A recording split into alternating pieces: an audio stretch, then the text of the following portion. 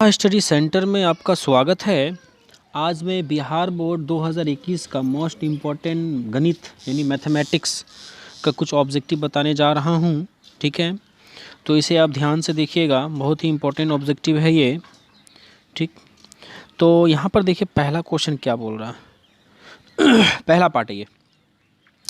यहाँ पर पहला क्वेश्चन बोल रहा है पाई, ध्यान दीजिएगा, पाई एक डैश संख्या है। तो हमेशा याद रखिएगा ये इम्पोर्टेंट, ये वाला क्वेश्चन जो है हमेशा इम्पोर्टेंट रहा है। हर साल इस क्वेश्चन से क्वेश्चन रहा है। ठीक है, तो इसमें ये देखिए पाई एक डैश संख्या, तो हमेशा याद रखिएगा पाई जो है एक हमेशा अपरिमेय संख्या है। पाई क्या है? एक अपरिमेय संख्या। पाई क्या है? एक अपरिमेय संख्या। जहन में बैठा लीजिए कि पाई क्या है? एक अपरिमेय संख्या। और एक चीज़ समझिएगा ऊपर में देखिए कि पाई में अगर कोई चीज़ जोड़ें या घटाएं, पाई में कोई चीज़ भी जोड़ें या घटाएं वो अपरिमेय ही होगा। पाई में जैसे पाई प्लस 3 ये भी अपरिमेय। पाई में कोई चीज़ घटाएं, पाई -5 तो ये भी अपरिमेय। पाई में कुछ भी जोड़ें या घटाएं वो अपरिमेय ही होगा। एक रूल है कि अपरिमेय में अगर कुछ भी जोड़ेंगे या कुछ भी घटाएंगे तो वो हमेशा अपरिमेय ही होगा। तो पाई जब अपरिमेय है तो पाई में परिमेय जोड़ें या पाई में अपरिमेय जोड़ें या घटाएं तो भी वो अपरिमेय ही होगा। तो इसका जो पहला क्वेश्चन है बहुत ही इम्पोर्टेंट है। तो ये परिमेय और अपरिमेय से एक क्वेश्चन तो आपको फिक्स है कि 1 नंबरिया ऑब्जेक्टिव में रहेगा। ठीक, इस साल लगभग 100 ऑब्जेक्टिव क्वेश्चन रहेंगे आपके मैट्रिक के एग्ज़ाम में, तो जिसमें कि 50 को आपको चूज़ करके सही बनाना है। ठीक है, और इसी तरीके से मैं जो है डेली मैथ हो, साइंस हो, सोशल साइंस हो, मैट्रिक का बहुत सारे इंपॉर्टेंट क्वेश्चन चूज़ करके मैं लिख करके आपको यूट्यूब में डालता हूँ। तो आप जो है काम कीजिएगा, हमारे चैनल को सब्सक्राइब कीजिएगा ताकि जो भी वीडियो मैं डालूँ आपको नोटिफिकेशन मिलता रहेगा। ठीक है, हमेशा नोटिफिकेशन मिलते रहेगा। ठीक है, देखते हैं आगे दूसरा नंबर क्वेश्चन में क्या बोल रहा है। दूसरा नंबर क्वेश्चन बोल रहा है यूक्लिड विभाजन एल्गोरिथम का सूत्र लिखें। तो सबसे पहले यूक्लिड विभाजन एल्गोरिथम का सूत्र लिखने से पहले हम ये समझ लेते हैं यूक्लिड विभाजन एल्गोरिथम होता क्या है। तो यूक्लिड जो है एक गणितीय का नाम है, एक पर्सन है जो कि यूक्लिड नाम के हैं, जिन्होंने यूक्लिड विभाजन एल्गोरिथम को संपादित किया, यानी इन्वेंट किया, खोज किया, प्रूफ किया। तो यूक्लिड का जो संबंध है जनरली मॉस से होता है। यूक्लिड विभाजन का संबंध जो होता है ना वो मॉस से होता है। तो मॉस को बोलते हैं हम महत्तम समावर्तक, मॉ तो याद रखना यूक्लिड विभाजन का संबंध कैसे? मॉ का मतलब महत्तम, 100 का मतलब समावर्तक। इसी को हम मॉ को इंग्लिश में बोलते हैं HCF, हाईएस्ट कॉमन फैक्टर। ठीक, इसी को बोलते हैं हम हाईएस्ट कॉमन फैक्टर। तो यूक्लिड का जो संबंध है, यूक्लिड विभाजन एल्गोरिथम का जो संबंध है वो सब याद रखना है हमेशा कि HCF यानी मॉ से है। और एक चीज़ यूक्लिड विभाजन का जो सूत्र है, ठीक, A बराबर BQ प्लस R होता है। ए बराबर BQ प्लस R होता है। ठीक है, याद रखना है A बराबर BQ प्लस R होता है। A बराबर BQ प्लस R होता है। ठीक है, तो आगे बढ़ते हैं। तीसरा नंबर क्वेश्चन में बोल रहा है 6 + 5 में शेष क्या है। तो यूक्लिड विभाजन एल्गोरिथम के मतलब में हम जस्ट बताए थे 6 + 5 में जो शेष होगा वो 5 होगा। शेषफल का मतलब R। तो हम फिर से एक बार सूत्र को ड्रॉ करते हैं। आप इस स्क्रीन पे थोड़ा सा ध्यान से देखिएगा, यहाँ पर ड्रॉ कर रहा हूँ। जैसे मैं अभी जस्ट बोला A बराबर BQ प्लस R, तो यहाँ पर बढ़िया से देखना BQ प्लस R। तो स्क्रीन में सही से लिख नहीं रहा, फिर भी ध्यान देखिएगा, ये R को बोलते हैं हम इंग्लिश में रिमाइंडर यानी शेषफल।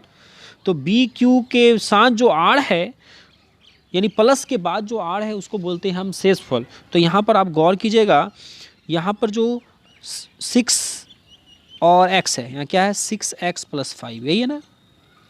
तो प्लस के जस्ट बाद जो 5 है ये 5 ही हो गया शेषफल, ये 5 हो गया शेषफल। ये और x जो हो गया ये हो जाएगा भागफल।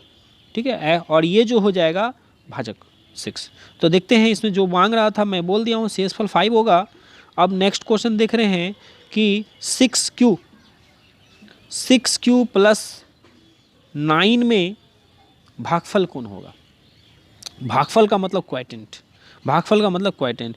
तो इसमें Q जो होगा ना, Q ये क्यू हो जाएगा भागफल। क्यू क्या हो जाएगा? भागफल। तो अब हम नेक्स्ट क्वेश्चन नंबर 5 में आते हैं। क्वेश्चन नंबर 5 में देखिए क्या बोल रहा है, यहाँ देखिए क्या बोल रहा है, सबसे बड़ी अभाज्य संख्या क्या होगा। तो सबसे बड़ी अभाज्य संख्या पहले हम समझ जाते हैं, भाज्य संख्या और अभाज्य संख्या किसको बोलता है। तो हम पहले भी पिछला वीडियो में बता चुका हूँ, ये अभाज्य और भाज्य के बारे में जान लीजिए। अभाज्य संख्या उस संख्या को कहते हैं जो अपने आप को छोड़ के किसी अन्य के पहारा में ना आए, अपने आप को छोड़ के किसी अन्य के पहारा में ना आए, यानी किसी से भी ना कटे, उसी को हम बोलते हैं अभाज्य संख्या। और भाज्य संख्या ऐसी संख्या जो अपने आप को छोड़ के अन्य किसी के पहारा में आए, उसी को बोलते हैं भाज्य संख्या। तो याद रखना, सबसे बड़ी भाज्य हो या सबसे बड़ी अभाज्य हो, दोनों का आंसर अनंत होता है। क्योंकि गिनती का कोई अंत नहीं होता है, तो जब बड़ा का बात बोलेगा तो याद रखना है अनंत होता है। इसका जो आंसर होगा अनंत होगा। यहाँ ध्यान दीजिएगा, सबसे बड़ी अभाज्य संख्या जो होगा इसका आंसर अनंत होगा।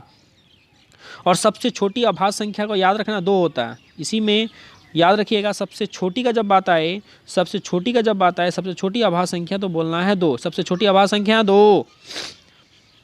आगे देखिए क्या बोल रहा है। क्वेश्चन नंबर 6, सबसे छोटी भाज्य संख्या। अब यहाँ भाज्य के बारे में मैं बताया, ऐसी संख्या जो किसी अन्य के पहारा में आए। तो हम 1 से स्टार्ट करते हैं, 1 2 3 4। अब इसमें आप खुद गौर से देखिए, इसमें बताइए कौन ऐसा 2 3 4, गिनती जो स्टार्ट होता है 1 से स्टार्ट करते हैं, 1 2 3 4। तो आपको ये बताना है इसमें कौन ऐसा संख्या है जो कि किसी के अन्य के पहाड़ा में आए। 1 तो किसी का पहाड़ा में नहीं आता, 2 भी किसी का पहाड़ा में नहीं आता अपने आप को छोड़ के, 3 का भी किसी का पहाड़ा में नहीं आता। ये जो 4 है ना, ये 4 जो देख रहे हैं, ये 4 आता है। 4 किसके पहाड़ा में आता है? 2 का पहाड़ा में आता है। इसलिए यहाँ पर सबसे छोटी भाज्य संख्या जो होगा वो 4 होगा, और सबसे बड़ी भाज्य संख्या अनंत होगा। तो इसका जो आंसर होगा अनंत होगा, इसका जो आंसर होगा 4 होगा। यानी सबसे छोटी भाज्य संख्या जो होगा वो 4 होगा। सबसे छोटी भाज्य संख्या जो होगा वो 4 होगा। नेक्स्ट क्वेश्चन नंबर आते हैं, क्वेश्चन नंबर 7 में आते हैं। जस्ट अभी मैं बताया था 7 में सबसे छोटी अभाज्य संख्या, सबसे छोटी अभाज्य संख्या 2 होता है, जस्ट मैं बताया था अभी। नेक्स्ट आते हैं 8 नंबर। 8 नंबर में देखिए क्या बोल रहा है, कितने अभाज्य संख्या सम है लिखें। कितने अभाज्य संख्या सम है लिखें। तो बस एक ही ऐसी संख्या है जो कि सम है अभाज्य संख्या में 2। इसका जो आंसर होगा, आंसर मांग रहा है इसमें कि कितनी अभाज्य संख्या होते हैं जो कि सम है। याद रखना इसका आंसर 1 होगा। यानी इसका मतलब ये मत समझिएगा एक आंसर, 1 का मतलब number of quality, number of quantity is prime number. तो ये हो जाएगा इवन नंबर में 1 हो जाएगा। कितना हो जाएगा? 1 हो जाएगा। तो यहाँ देखिए फिर से वो संख्या 2 ही है। 2 के बाद 3 लेते हैं, उसके बाद 5 7 11 13 17 19, ये सब जितना भी संख्या आगे आ रहा अभाज्य संख्या सब विषम संख्या है। सिर्फ 2 ही एक ऐसा संख्या है जो कि अभाज्य में सम है। तो याद रखना 2 नंबर ऑफ क्या गो? 1 2 एक ही गो है। तो याद रखना आंसर तो 2 होगा लेकिन नंबर ऑफ 1 होगा। नेक्स्ट आते हैं क्वेश्चन नेक्स्ट, 1 से 20 तक के सभी अभाज्य संख्या को लिखें। 1 से लेके 20 तक के सभी अभाज्य संख्या को मैं ड्रॉ कर रहा हूँ, देखिएगा। तो अभाज्य यहाँ मांग रहा अभाज्य संख्या, 2 अभाज्य संख्या है, 3 अभाज्य संख्या है, 5 अभाज्य संख्या है, 5 के बाद 7 अभाज्य संख्या है, 7 के बाद 9 नहीं होगा, 11 अभाज्य संख्या है, 13 अभाज्य संख्या है, 13 के बाद 17 अभाज्य संख्या है, 17 के बाद जो आएगा आपको 19 अभाज्य संख्या। 1 से लेकर 20 तक 1 2 3 4 5 6 7 8 टोटल 8 गो अभाज्य संख्या देख लीजिए। इसी को बोलते हैं अभाज्य संख्या जो किसी का पारा में ना आए। यहाँ स्क्रीन पे आपको नज़र आ रहा है 2 सबसे छोटी, उसका 3 5 7 11 13 17 19। अब ये बताइए, आप खुद देखिए, जज कीजिए कि इसमें कौन सा सम है कौन विषम है। तो सिर्फ 2 को छोड़ के सब विषम है। तो इसलिए हमेशा याद रखिएगा अभाज्य संख्या सम एक ही गो होता है, वो है 2। और टोटल जो अभाज्य संख्या आएगा वो सब विषम होगा। नेक्स्ट आते हैं, अब बोल रहा है 40 से 60 के बीच सभी सम संख्या को लिखें। तो इजी है, 40 से 60 के बीच सम संख्या, 40 के बाद होता है 42 44 46। समझ जाना बोल रहा हूँ मैं, स्क्रीन पे लिखाता नहीं है। 46 के बाद 48 के बाद 50 के बाद 52 54 54 56, 58, ये बोल रहा था 40 से 60 के बीच, ये सभी सम संख्या है। सम संख्या ऐसी संख्या जो 2 से पूरा पूरी कट जाए। अब यहाँ फिर देखिए नेक्स्ट क्वेश्चन बोल रहा है 30 से 40 के बीच सभी विषम संख्या लिखें। तो विषम संख्या ऐसी संख्या जो 2 से ना कटे। तो 31 विषम संख्या है, 33, 35, 37, 39, ये सभी क्या है? विषम संख्या। ये सभी क्या है? विषम संख्या। अब आगे नेक्स्ट क्वेश्चन आते हैं, क्वेश्चन नंबर 12।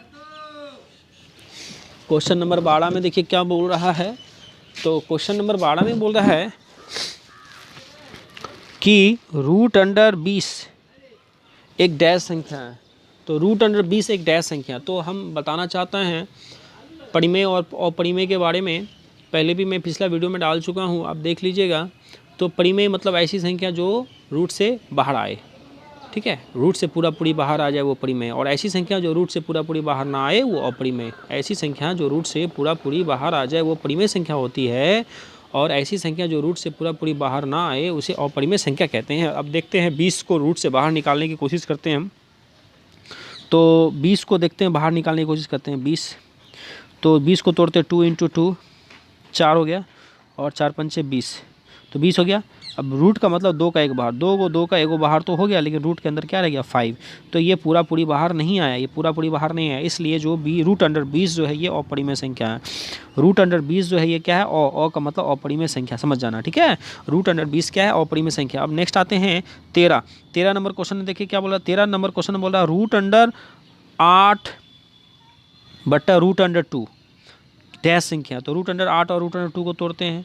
तो √8 को तोड़ने का मैं कोशिश करता हूँ। तो देखिए यहाँ √8 को तोड़ रहा हूँ, 2 × 2 ये टूट गया, नीचे √2 का √2 रहेगा ही। तो हमने जस्ट बताया 2 का एक बाहर आ गया, 2 का एक बाहर आ गया, लेकिन रूट के अंदर 2 रह जाएगा। तो रूट के अंदर 2 रह जाएगा, नीचे तो इसका आ जाएगा 2 √2 और नीचे √2 रहेगा ही। तो ये √2 और √2 जो होता है ना ऊपर और नीचे, ये कट गया। जब √2 कट जाए क्या बच गया? 2 सिर्फ बच गया। क्या कटने के बाद 2 बच गया। अब 2 बच जाइए, रूट से बाहर है। जब जो रूट से पूरा पूरी बाहर रहता है उसको हम परिमेय संख्या बोलते हैं। तो यहाँ जो √8 और √2 को काट कूट करने के बाद 2 आया, इसको सॉल्व करने के बाद क्या आया? 2 आया। तो 2 क्या है? परिमेय के अपरिमेय। तो अब समझ जाना ये क्या है? परिमेय संख्या है। क्या है ये? परिमेय संख्या है। अब आगे आते हैं शांत अशांत में। तो शांत अशांत में देखते हैं क्या बोल रहा है। 7 बटा √25 एक डैश, यानी शांत है या अशांत है? तो 7/25। तो शांत और अशांत का भी वीडियो मैं पिछला वीडियो में बता चुका हूँ। तो शांत किसको बोलता है, अशांत किसको बोलता है? शांत और अशांत का मैं 2 विधि से बताया हूँ। तो फिर से मैं बता देता हूँ इस वीडियो में। एक शांत और अशांत, एक तरफ हो गया शांत और एक तरफ हो गया मतलब अशांत। तो शांत और अशांत को समझ लेते हैं।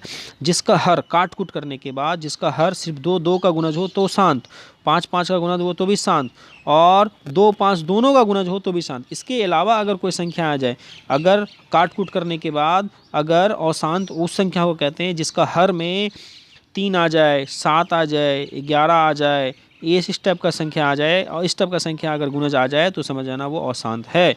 यानी जिसका हर में 2 का गुणज हो तो भी शांत, 5 का गुणज हो तो भी शांत, 2 5 का गुणज हो तो भी शांत। लेकिन अशांत में क्या है? 2 5 के अलावा अन्य कोई अभाज्य संख्या अगर आ जाए, 2 5 के अलावा अन्य कोई अभाज्य संख्या बोल रहा हूँ मैं, अभाज्य संख्या अगर आ जाए तो वो हमेशा क्या होता है? अशांत होता है। ये एक नियम हो गया।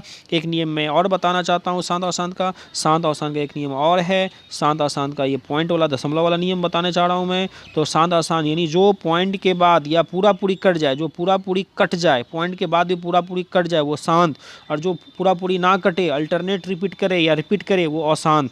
तो यहाँ पर जो देख लीजिए क्या है, 7/25 है। 7/25 एक डैश संख्या है।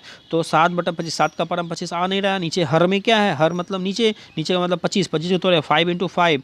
तो हर 5 और 5 का गुणज आया। तो जो 5 का गुणज आया तो क्या कहलाएगा? शांत कहलाएगा। इसलिए क्वेश्चन नंबर ये 14 नंबर जो होगा वो क्या होगा? क्वेश्चन नंबर 14 जो होगा वो शांत होगा। 14 नंबर शांत होगा, ठीक है।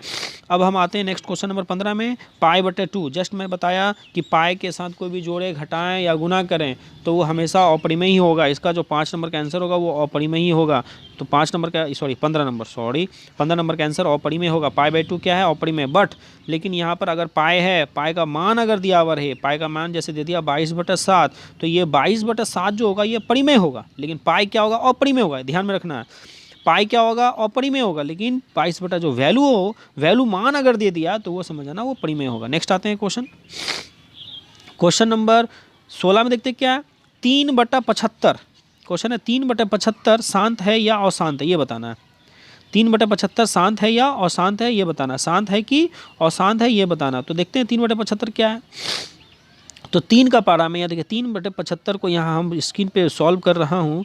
तो जब भी शांत अशांत दिखाना है तो याद रखना है, इसको काट कूट करना है। तो 3 का पारा में एक बार में 3 का पारा में 75 कट गया 25 बार में। ऊपर वाले को बोलते हैं हम अंश और नीचे वाले को बोलते हैं हर। तो यहाँ नीचे हर 25 आ रहा, तो हम 25 को तोड़ते हैं, 25 टूट रहा 5 × 5 में। अब जो 5 हर में जिसका 5 का गुना हो तो वो शांत होता है। तो यहाँ पर जो आंसर होगा 3/75, 3/75 जो होगा वो शांत होगा। 3/75 क्या होगा, शांत होगा। समझ गए। अब हम आते हैं क्वेश्चन नंबर 17। क्वेश्चन नंबर 17 में देखिए 5/35 है। 5/35 बताना ये शांत है या अशांत है। 5/35 में तो इसको हम पहले काट कूट करते हैं। 5 × 1 = 5, 5 का पारा में 75 कट जाएगा 7 बार में, 5 × 7 = 75। तो ऊपर में 1 आया और नीचे 7 आया। 7 क्या, 2 और 5 के अतिरिक्त आ गया अभाज्य संख्या, तो 7 जब आ गया तो ये अशांत होगा। तो इसका 17 नंबर का जो आंसर होगा 5/35 ये अशांत होगा। इसका जो आंसर होगा क्या होगा, ये अशांत होगा। यहाँ बोल रहा है कौन शांत है और अशांत है, तो इसको मैं सॉल्व किया 17 नंबर में, 17 नंबर जो होगा वो अशांत होगा। ठीक है। नेक्स्ट आते हैं क्वेश्चन नंबर क्वेश्चन नंबर हम आते हैं 18। क्वेश्चन नंबर 18 में बोल रहा है 4x + 9, 4x + 9 कौन सा बहुपद है। 4x + 9 कौन सा बहुपद है। तो ध्यान देना है, ये बहुपद, पहले हम बहुपद के बारे में जान जाएं। तो बहुपद उसको बोलते हैं जिसका चर में धनात्मक पूर्णांक हो, जिसका चर में धनात्मक पूर्णांक हो। ये अच्छा यहाँ ध्यान देना है, यहाँ जो x पे पावर क्या है 1 है, यहाँ जो x पे पावर क्या है 1 है। ठीक है। तो x पे पावर 1 क्या है, धनात्मक पूर्णांक, इसलिए ये बहुपद है। लेकिन कौन सा बहुपद है, जिसके हाईएस्ट पावर 1 हो उसको बोलते हैं रैखिक बहुपद, रॉ से रैखिक। और जिसका हाईएस्ट पावर 2 हो उसको बोलते हैं द्विघात बहुपद। जिसका हाईएस्ट पावर 1 हो, जिसका हाईएस्ट पावर 1 हो उसको बोलते हैं रैखिक बहुपद। ठीक है। और जिसका हाईएस्ट पावर 2 हो उसको बोलते हैं द्विघात बहुपद। और जिसका हाईएस्ट पावर 3 हो उसको बोलते हैं त्रिघात बहुपद। याद रखना है। ठीक है। तो यहाँ पर देखिए चर में, चर मतलब ए से लेकर जेड तक का जो अक्षर जो जिसको बोलते हैं हम वेरिएबल, जो बदलते रहता है, जो बदलता है उसको हम वेरिएबल यानी चर बोलते हैं। x से पावर 1 है, ये x से पावर 1 क्या है, रैखिक है। तो इसका ये बहुपद तो है, लेकिन कौन सा बहुपद है, इसका जो आंसर होगा नंबर 18 का आंसर जो होगा वो रैखिक होगा। 18 नंबर का जो आंसर होगा क्या होगा, रैखिक होगा। अब हम आते हैं क्वेश्चन नंबर 19 में। क्वेश्चन नंबर 19 में बोला देखिए 2x से पावर 2, x से पावर 3, x से पावर 2, x से पावर 3 + 7 में कौन अधिकतम घात कितना है, अधिकतम घात। तो अधिकतम घात मतलब हाईएस्ट पावर, हाईएस्ट पावर। तो यहाँ पर x से पावर 2 भी है, x से पावर 3। अब बताइए, आप लोग खुद बताइएगा कि ये सबसे बड़ा 2 है या 3। तो 3, जाहिर सी बात 3 है। तो इसका जो आंसर होगा 3, अधिकतम घात क्या होगा, इसका आंसर 3 होगा। नेक्स्ट आते हैं क्वेश्चन नंबर 20। क्वेश्चन नंबर 20 में बोल रहा है 4x से पावर 2 और x से पावर 1 यानी 4x से पावर 2 9x + 6 में कौन सा बहुपद है। यहाँ देखिए कौन सा बहुपद है ये बोल रहा है, कौन सा बहुपद है, क्वेश्चन यही है। तो यहाँ पर देखिए 4, तो कौन सा बहुपद है, इसमें हाईएस्ट पावर इसमें देखिए 2 है, इसमें पावर 1 है, x से पावर यहाँ 1 है, यहाँ x से पावर 2 है। तो बताइए हाईएस्ट कौन है, 1 या 2। तो हाईएस्ट 2 है। तो जिसका हाईएस्ट पावर 2 हो उसको बोलते हैं हम कौन सा बहुपद, उसको बोलते हैं हम द्विघात बहुपद। जिसका हाईएस्ट पावर 2 हो उसको क्या बोलते हैं, कौन सा बहुपद बोलते हैं, द्विघात बहुपद। और एक चीज़, द्विघात बहुपद में मूलों की संख्या जो होती है वो 2 होती है। आगे देखते हैं नेक्स्ट क्वेश्चन नंबर हम आते हैं 21 नंबर में। क्वेश्चन नंबर 21 में बोल रहा है 6x से पावर 2 + 7x - 4 में अचर, अचर मतलब ऐसी संख्या जो नॉन वेरिएबल जिसको बोलते हैं, ऐसी संख्या जो कांस्टेंट जो कि बदलती नहीं है, कभी नहीं बदलती। तो इसमें 6 के साथ x², ये भी चर है, 7x है, ये भी चर है, लेकिन यहाँ 4 अकेला है। तो यहाँ इसका जो आंसर होगा वो 4 -4 होगा। -4 जो है, -4 छोड़ना नहीं है, ये -4 जो है क्या है, ये अचर संख्या है। ठीक है, अचर पद है। नेक्स्ट आते हैं क्वेश्चन नंबर 21। क्वेश्चन नंबर 21 में बोल रहा है, क्वेश्चन नंबर 21 हो चुकी है। अब हम क्वेश्चन नंबर 22 में आते हैं।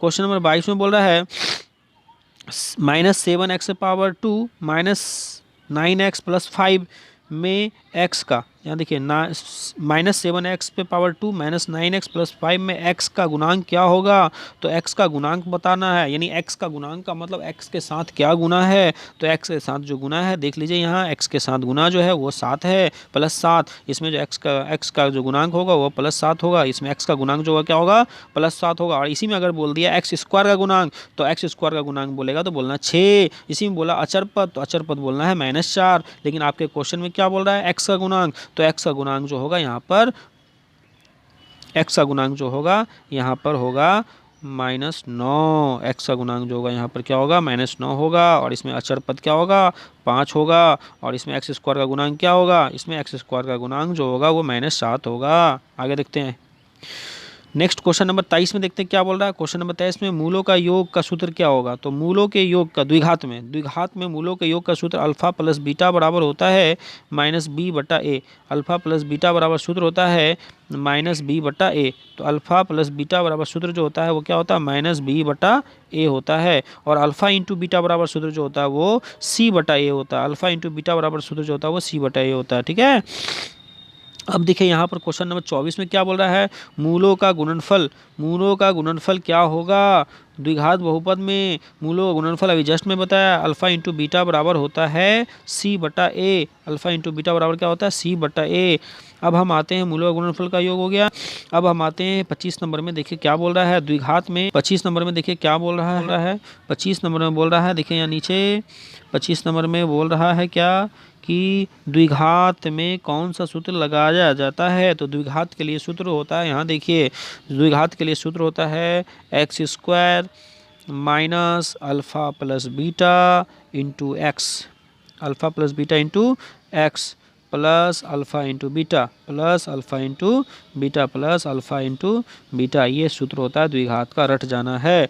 x² minus alpha plus beta into x plus alpha x² minus alpha plus beta into x plus alpha into beta, ये सूत्र होता है द्विघात के लिए, ठीक है। ये 25 ऑब्जेक्टिव मैं मोस्ट इंपॉर्टेंट ऑब्जेक्टिव बताया हूँ, और नेक्स्ट पार्ट जो है मैं कल डालूंगा, ठीक है। आप मेरे चैनल में जुड़े रहिए, और भी बहुत सारी मैं इस मैथ का भी लगभग 10 पार्ट बताऊंगा, 10 पार्ट को आपको सुन करके देख करके समझना है, और इसे 100% एग्ज़ाम में डील करके आना है, तो ठीक है। इस